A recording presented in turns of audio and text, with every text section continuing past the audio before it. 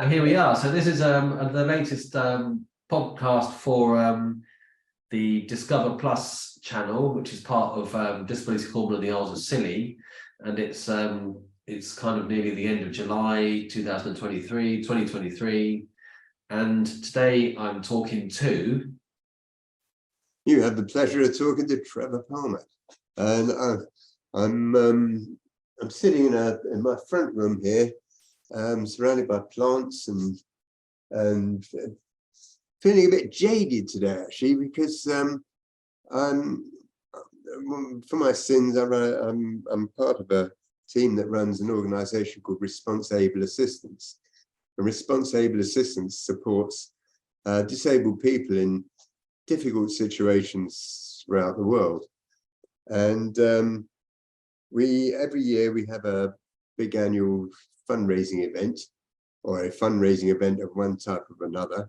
And last year we had like a summer fete, and it was a cricket match, and we had community stalls, and we had all sorts of things going on, bouncy castle, bar, restaurant, bar, clubhouse, and all their facilities, barbecues, and it was really well attended. It was a hot day, and it was fantastic. And we're going to be repeating it this year, because we learned such a lot from that. So we've invested quite heavily to promote it, and so we were expecting thousands of people, but because of serious rain and winds and things forecast for Saturday and Sunday, and the event is on Sunday, about 10 minutes ago the cricket club called me and said we're going to have to cancel it. And I'm in a quandary, because we sold thousands of raffle tickets. We have the draw there. We've got community stands, organisations from local community groups who are going to have little pitches there. We're expecting quite a few people. I've been notifying the world and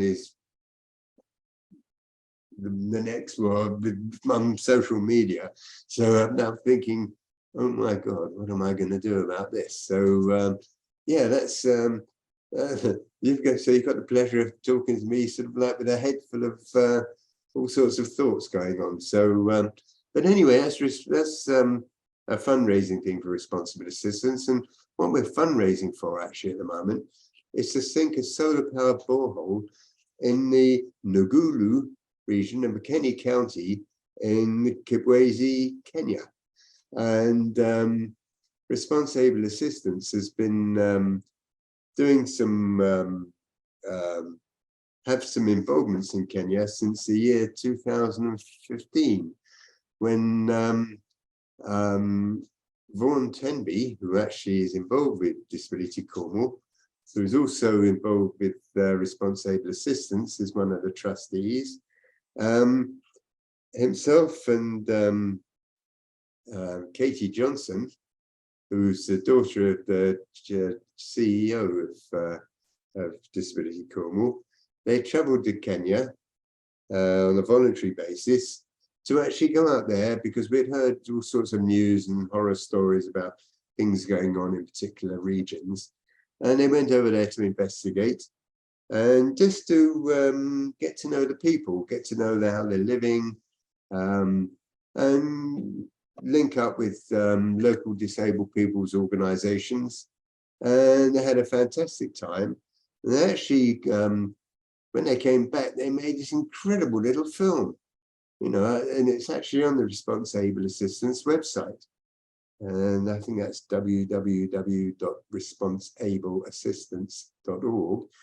And if anybody's got a few moments or a bit of time to watch something really interesting, that tells you the story about our initial contact with Kenya. And since then, contact has been made with Dr. Cecilia Nyagi, who's been who, if you like, chaperoned them around Kenya and to introduce to disabled people's organisations, who's has since become the project coordinator of a fantastic initiative we set up in 2019 called FERSHA. Fursa means opportunity in Swahili. And in Kenya, especially in the rural areas, there's some really funny cultures, because what you've got to remember, the areas where we work, they're very poor people, quite illiterate, and not quite illiterate. There's lots of people, the literacy levels are a lot lower than what you'd expect, sort of like in other areas of the world. And there's a lot of stigmas, and there's some really weird and horrible cultural activities, like if you're a man and your wife or partner or lady gives birth to a child with a disability, you disappear, you go, you run away, because it's a blow to your dignity that you fathered a disabled child. So consequently, there's a lot of single mothers bringing up disabled children, children with disabilities, and some hardly ever get to leave the house. And if it's a physical disability, even in particular, schooling is virtually out of the question, because the schools are really few and far between, sometimes up to 10 kilometers away. There's no roads or routeways like you would expect over here. They're muddy paths, and because of the heavy droughts, they're quite often break up and they're impassable. Although when there's floods, they're totally flooded out. And so consequently, there's people rely on family support or neighborhoods or charitable support, if you like, to survive. And so initially, what happened, we helped them, we partnered up with local disabled people's organizations, who of course made up of mostly disabled people themselves, who the first thing we did was we realized that because this is quite far away from major cities, major towns, that there's very little mobility aids available. So we sent over a container of mobility aids, just as an introduction to say, hey, listen, you know, like let's get you out the house, let's get you in a wheelchair so you can take your kids to school, or, you know, there's a walking stick or some crutches or a walking frame or hearing equipment or you know, a white stick even for people with sight impairments. And anyway, that was successful, and it's created a relationship which is built up over the time. Anyway, Fursa, meaning opportunity in Swahili, is an initiative to help disabled communities there, the disabled people and their families, to create their own little sustainable enterprises as a means of being able to, you know, create some sort of sustainability in their lives. And it said that we got going, we got joint funding actually from the Welsh government's Wales and Africa program, which is amazing because I'm based here in Newport and in South Wales. And it was, we had this amazing pilot we ran, and the pilot, we ran it for about a year, where we trained initially 3 groups of disabled peoples and their families, and they were all together out those groups. There was about 60, 65 members altogether as people. And so there were like 3 cooperatives, if you like. We provided guidance and advice and steering, if you like, to how to go about trading, to do it legitimately, to keep accurate records, and to handle money, etc., etc.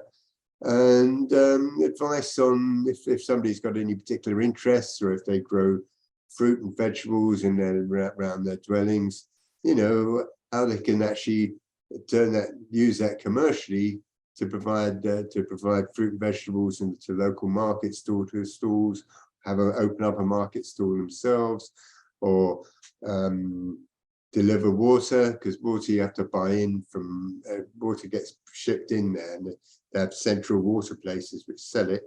How to be able to purchase water and distribute it, or just generally trade.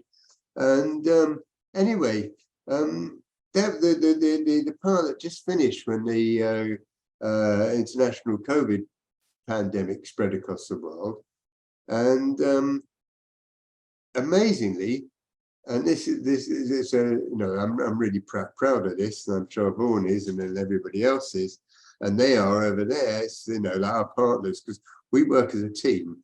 We're no one's better or worse than anybody else. We're all in it together. Some of the groups over there were manufacturing face masks. Others were manufacturing liquid soap. Some were manufacturing candles, because it's off the power grid, so there's no power. And the people who are growing fruit and vegetables were harvesting, and they're farming the land, and some are raising sheep, goats and cows. And we got some funding, and we bought a couple of motorbikes, because the roads aren't passable by conventional cars. You need a really sophisticated four-wheel drive, and even they're no good if the roads are collapsing sometimes. So you either walk, or you need an adapted motorcycle. Anyway, we bought a couple of nice motorbikes, had them all adapted, and with our partners, we started distributing food, water, and other basic provisions. And we were buying in some basic vegetables, basic food stuff as well, some grains, and started distributing it not only to fellow disabled people and their families, but across the whole region. And it was, and it really broke down barriers, because all of a sudden people were looking down on disabled people, thinking they're whatever, and they weren't included in society. All of a sudden, the disabled people were doing something to help everybody. And overnight, well, over that period of a year, we were running that emergency mission. Things really changed. People's the stigmas got kicked into touch, and people learnt about their capabilities and what they can do. And then we got some more funding, and we actually digitized it. We sent out mobile phones and solar battery chargers, and we paid for internet satellite access to train people, taught people how to use them, what they can do with them. And now you must excuse me, because any second now, my wife's coming in with some shopping, and the dog is going to go mad. So in the background, that's my wife in the background walking in the dog, because she's been out shopping.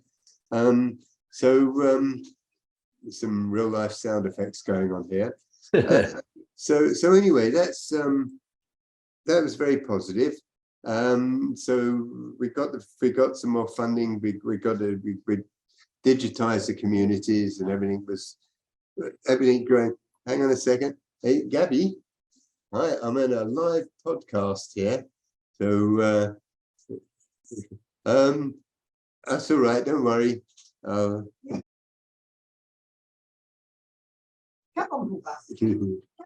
Yeah, good. Right. There we go. Some real life happening right there. Real life. There's some real life happening. We're in the real world here. Yeah. Anyway,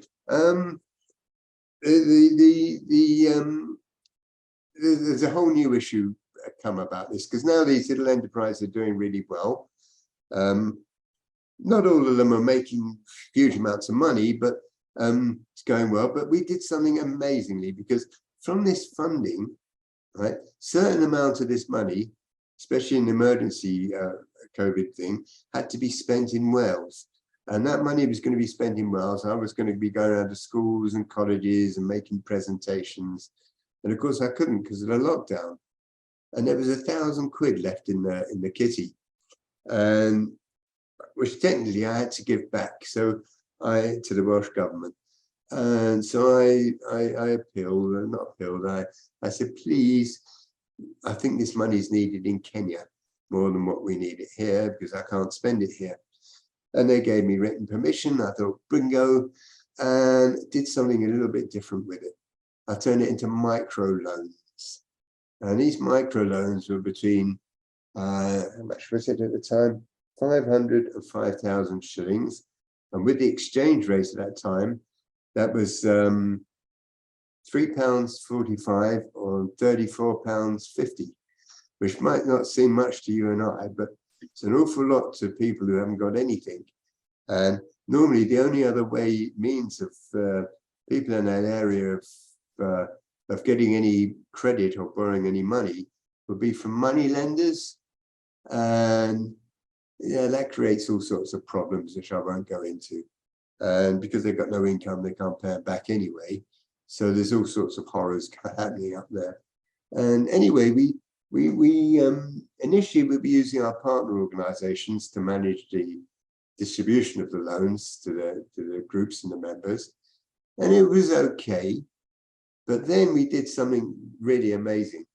We gave ownership of the loans to the actual Fursha groups themselves, and the Fursha groups are cooperatives. And bingo, it worked. It worked. People all of a sudden had access to money they never had before. They knew how to use it and what to do with it. And they would only be able to borrow money if it was for the use of to develop their little enterprises. And okay, they pay interest on the money, but the interest is probably only about 10% of what they pay a money lender. Not even that. And it's worked. It's opened up the whole thing, and a lot of these enterprises are doing really, really well. Now, I would say 70%, excuse me while I have a drink of water. I would say 70% of the Fursha group members farm the land. They either grow crops and grains, or they have a few goats or chickens. Chickens are very popular there, and or cows for milk or whatever. And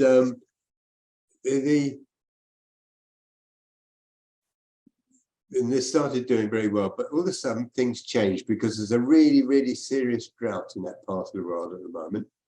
So we did a bit of research, and our project coordinator visited this school in a totally different area of Kenya, where they'd actually sunk a solar-powered borehole. And just have a look, just look at it. And we meet up with. It's amazing with modern online communications.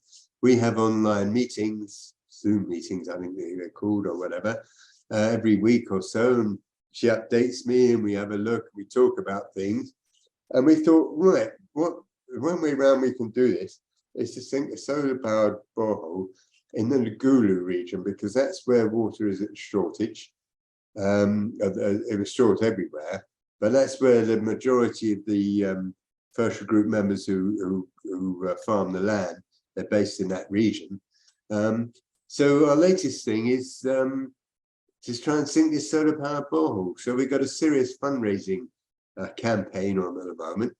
I've got applications going for funding left, right, and centre. We're very fortunate that the BBC's theme this year is disability awareness, and every once a week on a news broadcast, they'll feature some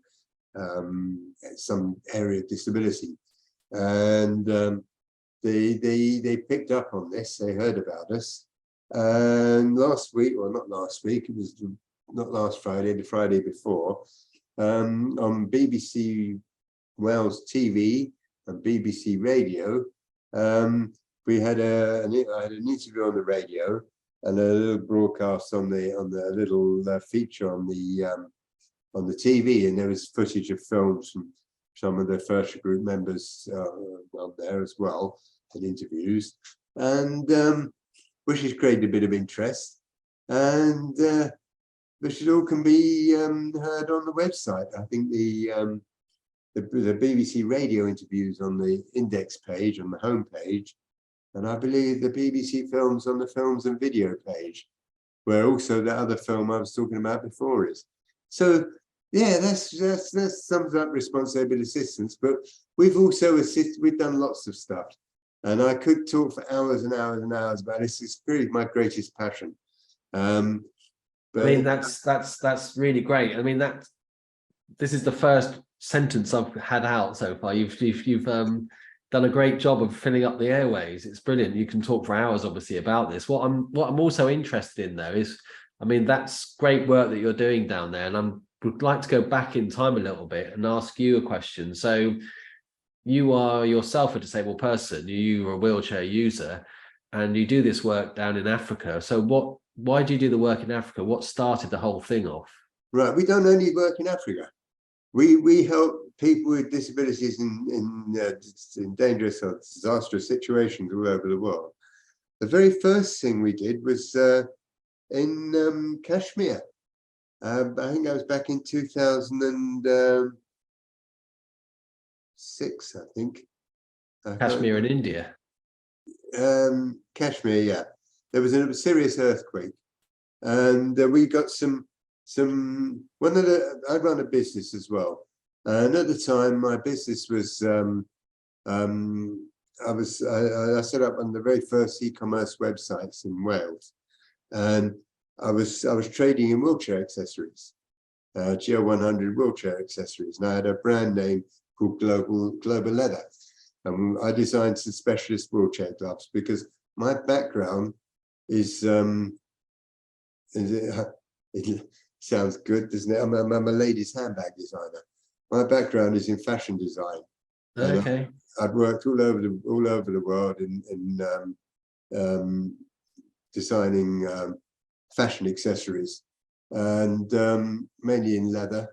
But I used to do also lots of voluntary work as well for an organisation called the British Executive Service Overseas. They don't exist in that same format anymore. And I think I've done 9 assignments with them. I did Trinidad, Thailand, Turkey, Mauritius, Zimbabwe, Mongolia, India a few times. So over the years, usually 3-month assignments at a time. And I used to advise people who were setting up in the manufacturing and of fashion accessories and handbags and things, to set up little production units for sustainable economics and employment for people. In 1994, I was diagnosed with MS, and then unfortunately, I think it was in 1990. So MS is multiple sclerosis. Multiple sclerosis, that's right. Then in Which is the same as me. That's what I was diagnosed with. I was diagnosed in '93, in fact. Oh right, well, you beat me to it. Although they suspected I'd had it since 1974, and I'm glad they never told me I had it, because you know, I was having symptoms, because I'd done an awful lot of time between then. I wouldn't have done perhaps the things I did in the manner in the manner in which I did them if I'd have known. But I got diagnosed in '94. Then in, I think it was 95 or 96, 96 or 97. I can't remember which. The times go funny. I got so fed up with the local authorities who was responsible for my welfare, treating me like I was some sort of sufferer or victim, and I contacted the British Executive Service Overseas, who I hadn't done a voluntary assignment for about 6 years before then. And I said, listen, you know, like, you know me, and you know what I do, but I told them my situation. I said, can you find me an assignment somewhere in the world so I can go and test my capabilities? And because I was being suppressed, if you like, by the social care I was being offered, you know, by being treated like I was some sort of sufferer or victim, that I had no hope. And that's the mindset at the time that I was being suppressed into. But my mobility was a little bit suspect.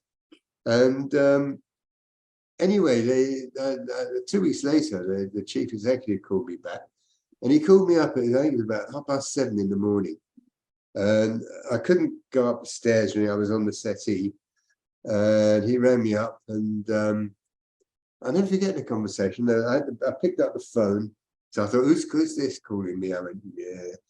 And he said, hello, Bellows here. He was at the time the chief executive of BISO. And he says, how does Mongolia sound? I said, perfect. But I don't want to swear on your podcast, I'm afraid. But a word beginning with F came up, and I was so happy. I thought, wow, when can I go? So by the time all the paperwork got sorted out and everything else, and I had to get myself like mentally and physically sort of like ready to be able to do it. It wasn't a 3-month assignment, it was only a 6-week assignment. And because Mongolia had recently, the Soviets it was only a couple of years beforehand, they'd pulled out of Mongolia. And there's a big tannery in Ulaanbaatar. And this tannery had been bought out with tokens, which the way they distributed the industry amongst the communities in Mongolia was anybody who had like business degrees, university degrees, or skills in particular areas went into specialist business. They put in bids to take over certain previously state-owned businesses. And these two guys they were pretty clued up on various aspects in the leather industry. And I think one of them had actually got a degree in the USA in some business degree. They, with their tokens, they got control of this fantastic, the only leather tannery in Ulaanbaatar which had a proper working effluent system. And but they wanted to add value to their tanning the leather by manufacturing products from the leather. And they wanted to make handbags, they wanted to make leather goods, they wanted to make do quite a few other things, which was right up my street. And they sounded like cool people, so I went over there for 6 weeks. That's quite amazing. So when you had to go back in the conversation, so when you got the telephone call, you said you're on the sofa. Yeah. Did you say that you couldn't go upstairs at that time? No way. No, I wanted to test my capability. I wanted to see what I was capable of. But you couldn't go upstairs in your own house? No. And I was relegated to sleeping on the sofa because I probably could go up, but I'd have to crawl up. And so that's amazing then to think, well, what I'll do therefore is I'll get on an airplane and go to Mongolia, which famously is like the place you were describing in Africa, in that there's not a great deal of infrastructure. It's the best thing I ever did in my life. But, right, it was for 6 weeks. It was a very successful assignment. But while I was there, there was a big international leather conference, which they had in the main Mongolian community hall, where international companies and people came in, and they had some guest speakers. And because I was over there, I was invited to attend. And I was actually supposed to be there, I think it started at 10 o'clock in the morning. It's an all-day conference. But I didn't turn up till about 11:30 because it wasn't, for me to jump out of bed first thing and run here and run there, I had to sort of like work my way around that. And I got in there at 11. And when I walked in, there was this guy on the stage as a speaker. And I thought, that's a familiar voice. And I looked up at him. And there was this guy called El Kahir. Now, El Kahir was a specialist leather consultant and design consultant who I last met about 10 years previously in a dingy bar in Hong Kong, probably, because we're all in the same trade. And he saw me straight away. And he actually stopped. He said, Trevor Palmer. And we waved at each other. He said, wait, I'm going to speak to you afterwards. So anyhow, I listened to his talking, blah, blah, blah. Anyway, afterwards, then he got clapped off the stage by all these delegates that are there. He came up to me and he said, right, in the bar. And we went up to the bar and he said, I need you. I want you urgently. He said, I've got a project in Addis Ababa in Ethiopia. And it's a contract with the Ethiopian Department of Trade and Industry, and we're working with their state with the Ethiopian Leather Association to set up little enterprises to train people how to set their own businesses up in making things with leather, because Ethiopia at that time had just come through a big serious drought, and I think we all know what's been going on there. And the Ethiopian government wanted to get people into employment. And he said, I want you. He said, I've got it's a 2-year contract. He said, yeah, I want you to do the handbag design, the business startup courses, and the cutting and costing courses. I said, yeah, I'd love to do that. But I said, look, I can only do 6 weeks at a time, and I've got to have 3 months off in between each thing. Because you see, I've been in a very fortunate position, because I had quite a reputation worldwide for doing this sort of work, that I'd be offered these situations in the first place. And anyway, I said, look, it's got to be 6 weeks at a time, and I want 3 months off in between. And that's, I want to be back in the UK. Amazingly, he agreed. He shook my hand there and then.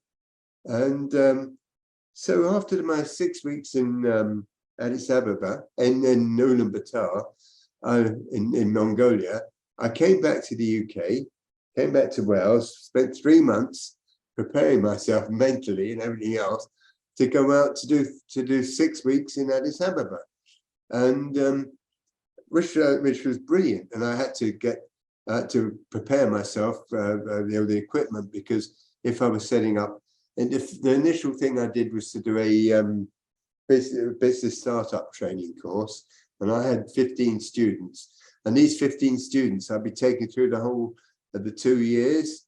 So I'd be doing, first of all, the business startup, then I'd be going through the product design, and then I'd be going through all the aspects. So at the end of the course, they would be able to get some funding to be able to set up their own little businesses and start creating employment to lift Ethiopia up again in that sector.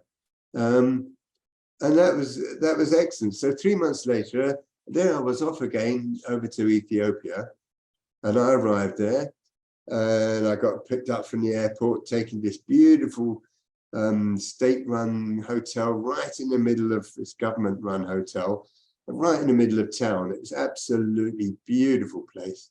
And I met the rest of the team. I was looking after the leather articles side of it.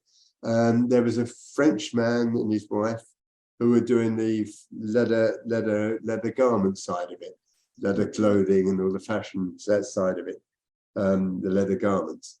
And we were staying in this hotel, the Guion Hotel it was called, and Elka here was there, because it turned out that it wasn't a simple thing, because at the time it was a European funded thing. And that contract went to one company who subcontracted it to Elka here, who subcontracted it to myself and this French couple to actually deliver. So what was probably a contract worth an awful lot of money was to the end dwindled to the pennies we were earning.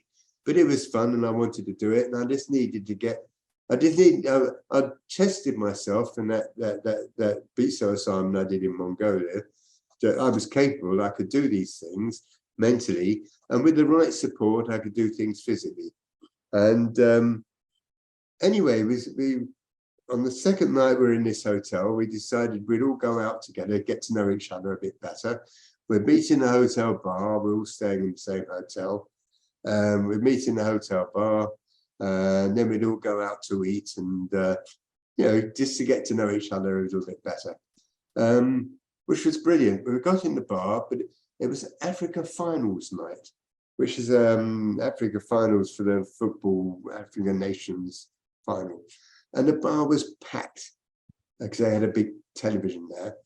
So we had to squeeze in, and where they squeezed us in wasn't the most comfortable place. We might find this big pillar right the other side of the cashier. But we were nice, and it was nice, and we had a few beers. You know, we were drinking beers, and now I'd actually packed up smoking when I got diagnosed with MS. I'd actually packed up smoking. I thought, well, you know, like, I've got to try and look after myself a little bit better. So I hadn't smoked for about 6 months, well, for about a year and a half, 2 years, whatever it was that time. But we were all drinking lots of beers, and the Turkish guy, Hayle, and the two French ones, well, they were chain smoking, and it's a really tight place, and we were drinking loads of beer, and they kept offering me cigarettes, and we were laughing and talking. The conversations in French as well, so that means I had to sort of like pay extra attention. And anyway, in the end, they offered me a cigarette. I thought, sod it, I've got to have a cigarette, because, you know, like I'm breathing it in anyway. I may as well have one. So I leant forward, I took the cigarette out of the box, and I had it in my hand, and the French lady, she held her lighter out. I leant forward to light it. I never got that cigarette never got lit, because just the other side of the pillar, I told you there was a big support pillar, just the other side of it, there was a cashier. Some Islamic terrorists brought in a birthday cake to deliver to the cashier, but inside of it there was a landmine, and they left it there, and they disappeared. And as soon as they were out the hotel grounds, you know, they set this thing off, and the whole place blew up. Wow. Now, I was really lucky, because all those people around me, except for me, my friends, there was 5 other people in our close vicinity, all got killed. Wow. It was absolutely, and I got blown out of my chair. I was on the floor, and I couldn't, you know, it's difficult for me to get up. There was people, debris, fire, and everything around me. Anyway, I don't know why. It must be the adrenaline. I got up, and I was because the hotel had a big plate glass window in the front of it, and that got blown out. It took the force of the blast out, because if that wasn't there, we'd have all died probably. Because I've got continuous tinnitus. It blew my ears to bits. Right. So if I talk loud, and I need to have sound around me all the time, which is probably why I'm gobbling away all the time, you know, because if I don't have any sound, I've got that, so I have music on when I'm working. I have the TV on all night, or music on all night. I have radios in every room, because if not, the sound is really dead. And I've had all sorts of treatment to cure it, but it doesn't work. And if you listen to that sound, it mentally it can be a bit awkward. So, but you know, like that was I've been through quite a few bizarre events in my life.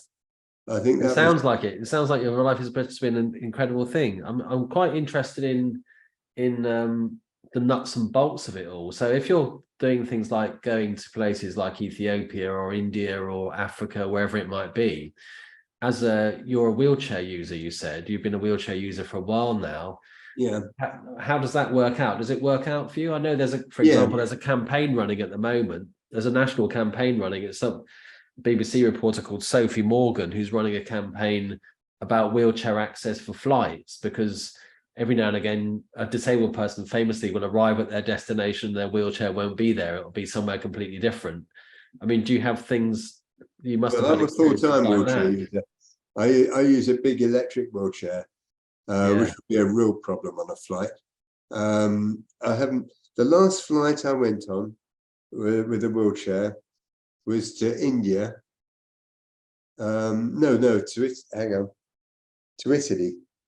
And that was probably about 20 years ago. I haven't travelled abroad for the last 20 years. It's too difficult for me. And Okay. now I need a lot of support. My life is I have 2 carers come 2 hours every morning.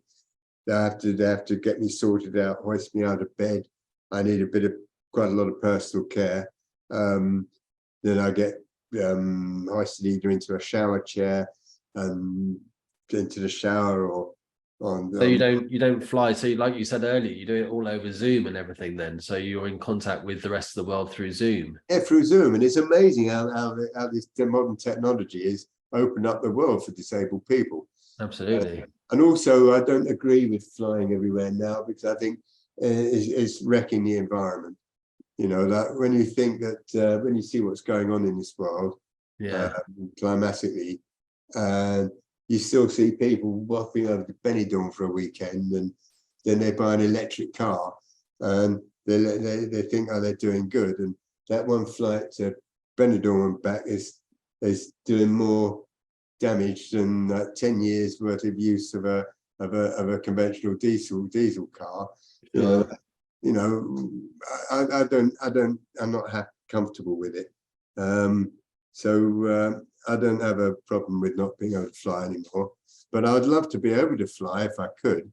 I actually used to have a pilot's license because I used to fly light aircraft years ago, and I now in the big heavy electric wheelchair. There's no way I get into a light aircraft. Yeah. And there's nowhere in a million years because for me to travel, if I travel now, even here in Wales, if I go and stay in a hotel 10 miles away, I had to bring a team. I have a circus. I had to have, first of all, I can't drive anymore because this side of my arms and legs don't work, and I don't really feel comfortable driving from my wheelchair with a joystick because I've got no feelings left in my fingers and things like that. So I have to have a PA drive me around places. So I have a converted van where my wheelchair goes in the back and it gets strapped in. So I need to have a driver or PA. Then I need to have the PA would have to look after my personal care during the day. Then to go to bed, I'd have to have a mobile hoist. I'd have to have 2 carers. And when you're relying on other people all the time and things, it gets very costly. And I tend not to sort of like venture out the front door too much these days. I mean, the whole thing is quite incredible then. So your story is astounding, I would say. So you've set up all this stuff in Africa and you do all this work around the world, but you do it literally from your own house and from your own front room. Yeah, I run a business as well. So I employ disabled people. We're all disabled people. There's only 4 of us there. We do all sorts of access related work, Right. various things around Wales, and I'm a director of Disability Wales, and I know we do lots of. At the moment, we're doing some work for the National Trust, and we're doing some access surveys, and I do private access work for. I think I actually audited the Welsh Audit Office. I audit Wales, their new offices in Cardiff recently, and last week I did an audit on the headquarters of the Wales Council for Deaf People. That reminds me, I've got to write that report up. So that's what I'm going to So I'm very interested in this. So I did a PhD and I did it a while ago now. So anyway, but one of the things that I'm very interested in is how come this is your state of mind and this is the way that you run your life and you run what you do? Because I know a lot of disabled people. So I have MS and I know a lot of people with MS. When they had the diagnosis, I mean, you said that you were glad you didn't get it when you first had the symptoms, because it would have completely disrupted your entire life. But I know a lot of people who get a diagnosis of MS and then kind of that's it. It's enough to get on with running my own life and doing all this activity and doing all the stuff that I've got to do just to get out of bed, have a day and get back into bed again. But you're running projects across the world, you're running businesses. How is that? Listen, we're all different. No 2 people are the same. No. I might be the wrong one because I might be damaging myself to a point where someone just go doom. But I'm not going to limit my potential because of a medical condition. And if I've got like a, you know, like, I don't want to go into details. I need a lot of personal care. I mean, we don't need to know all the details of your personal care and all that, but I don't worry about that. I'm a full-time wheelchair user. I look at it this way. I'm always sitting down. I can go anywhere I want when I want, providing the weather's good and there's ramps to get in and out of buildings and there's drop curves so I can cross roads. You know, I don't have any limitations, and I like adventure. I love adventure and I love people. One thing I've learned during all my life is I'm a communicative sort of guy, and I love people. I like talking to people, and I like making things happen. It's I don't like the negative. I'm a positive guy. If I go to a place where the people go feeling down, moaning, complaining about their ailments, I'll leave. Yeah, I want to hear positives. I mean, I saw a comedian once, and they said, there's the old question is, is your glass half full or your glass half empty? And this person said, well, for me, not only is the glass half full, but there's also a very attractive person bringing over a refill for the rest of my glass. So you seem to have that kind of attitude where things are possible rather than things are impossible. Yeah, well, I think it was about 20 years ago. Is it 20 years ago? About 19 years ago, I was actually a guest speaker at Disability Cornwall's annual conference. Okay. I think I can't remember the town it was in, St. Alstor or something. St. Austell, yeah. Yeah, St. Austell, is it? And I met your chief executive, a fantastic lady, who I have a great deal of time and respect for. In fact, I like meeting people, and throughout your life, you meet people, and there's only few who you feel, you say, hey, they're cool, they're right on. And your chief executive is one of those, and they don't tell her because her head might swell. And well, she might, this is a Disability Cornwall podcast, so she might actually have access to and see it. So, oh dear, in that case, Jane, then the survivor. No, there's there's people you meet throughout your life, and I don't have many friends locally. I'm not into the day-to-day chit-chat and the price of potatoes. But I have friends. I have a lot of friends that they're all over the world, and we communicate.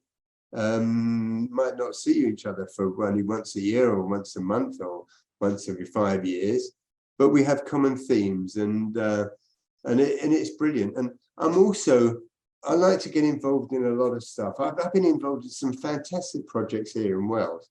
One of the most exciting one that's been going on for about the last 5 years, a project called DEEP, Developing Evidence-Enriched Practice in Social Care. Because social care is something I'm really passionate about, because I like independence. I live an independent life because I've got the right support around me, and I'm capable of creating that support. But I might be only a small percentage of the population who's got that network together to be able to make it work, and got the to be able to achieve that. Now, social care. Now, the social care I get supported by from my local authority, I never pull any strings. I like to sit back and see what's delivered, because it gives me an idea of what's happening. And I'm appalled. I'm really appalled. So DEEP is a project run by, it's a research project. It's been set up initially by Swansea University, and it's been running throughout Wales with other academic. It's all full of academics, which I'm not, by the way. I think I got expelled from every school I went to. My lived experience is such where I can feed in, and again, because I'm able to communicate, and communicate with others to gather evidence, I can feed in some very positive things. And yeah, that deep project has been absolutely amazing. And I do most of my things voluntarily, by the way. I don't work for I work for therapeutic gain rather than financial gain, because for me, the privilege of I would, if I won the lottery, I would pay to do what I do. You know, that keeps me alive. I'm doing the best thing in the world for myself, and you know, that I feel honored and privileged I'm able to be able to do it. And I think anybody should be, with social care, you should have the support as a disabled person to be as independent as possible. And that's why I'm passionate about trying to improve things. In fact, I've been invited to, I put a suggestion, it's actually that this DEEP, and developing evidence-enriched practice in social care, in social care. Initially, it was funded by the Welsh Government, the research, and I think it's Big Lottery, one of those things. Now that it's been so successful, our findings, that Social Care Wales are going to be funding it now and using some of those findings to influence their policies to deliver social care throughout Wales. Now that makes me feel good. Things, I mean, that's great, isn't it? So actually, it's worth living for, you know.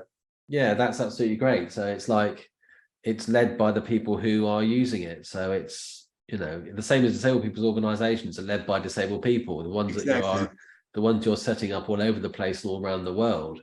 I was very interested when you were talking about disabled people's organisations in Africa. So is there a great number of them down there in Africa? No. I don't know. I've got no idea. No, but but I'm involved also in another really exciting project. Now I'm on the management committee of an organisation called Disability in Wales and Africa. We've only got about 2 or 3 minutes left. And we've got a bit of funding. We're doing a WhatsApp group with Pan-African countries for disabled people in Wales and Africa to communicate and talk about things.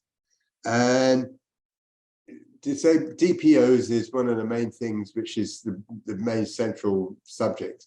And well, you know the importance of a DPO. Yeah.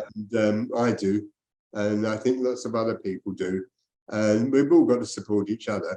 But we're no different from everybody else. I don't think because I'm disabled, I'm different from you. I'm the same.